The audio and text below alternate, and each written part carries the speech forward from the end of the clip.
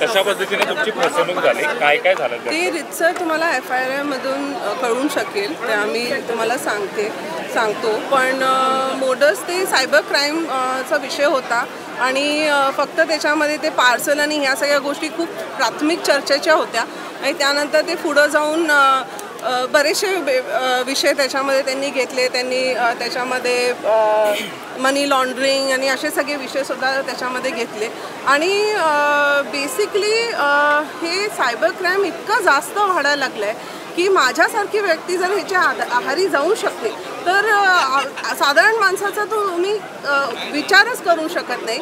हे एक हिप्नोटिझमचा भाग आपण असं म्हणू शकतो, ज्याच्यामध्ये त्यांनी लक्षात घेतलं की मी खूप बिझी आहे आणि मला हे लवकरात लवकर सोडवायला पाहिजे आणि असं सगळ्या गोष्टींची त्यांनी खात्री करून घेऊन ज्या प्रकारे ते त्याच्यामध्ये मला अडकवत गेले, तर मी तर असंच म्हणेन की माझ्यासारखी व्यक्ती जर ह्याच्यामध्ये अडकून शकते तर कुठलाही साध्य माणूस ह्याच्यामध्ये अडकून शकतो आणि ह्याच्यावर चांगली सगळ्यांनी माहिती करावी. मीडियानी ह्याला जास्तीत जास्त चांगल्या प्रकारे ह्या बातमीला पुढं आणावं आणि चांगल्या प्रकारे लोकांपर्यंत ही सूचना पोचावी की आणि असं नाही आहे की माझ्या फोन कॉलनंतर दुसऱ्या मला माझी न्यूज बाहेर आल्यानंतर मला लक्षात आलं की बऱ्याचशा लोकांना तसे फोन कॉल्स गेले होते.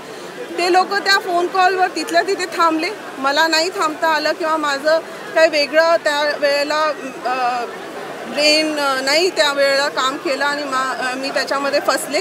तर मे बी देवाला पाहिजे असेल की मी जास्तीत जास्त ही विषय लोकांपर्यंत पोचवायचं माध्यम बनू आणि म्हणून हे झालं असेल. पण मला खात्री आहे की पोलीस ह्याच्यामध्ये नक्की काम करतील. त्या पार्सलमध्ये नक्की काय होतं यावरनं देखील प्रश्न सायबर क्राईमचा विषय आहे. सायबर क्राईममध्ये ते लोक काहीही म्हणू शकतात.